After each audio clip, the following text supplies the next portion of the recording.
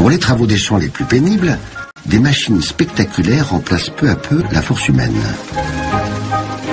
Mac retrouve Laurent Bernat, qui remet ici en service une des premières moissonneuses à traction animale.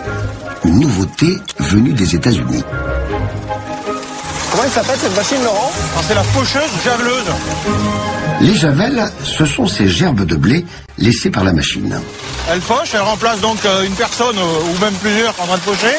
Et les bras, comme ça, rabattent et font des paquets qui vont être faciles à lier.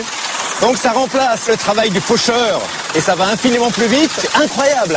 Ah oui, sur une surface comme ça, il aurait fallu à peu près 8 personnes pendant 2 jours. Là, avec cette machine, sur une journée, on a coupé l'intégralité du champ.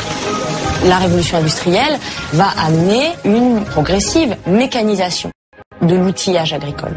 Et donc, une amélioration des techniques d'exploitation et donc une amélioration des rendements.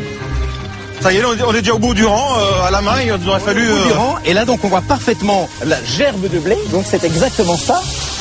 Voilà, elle est faite, il n'y a plus qu'à la lier.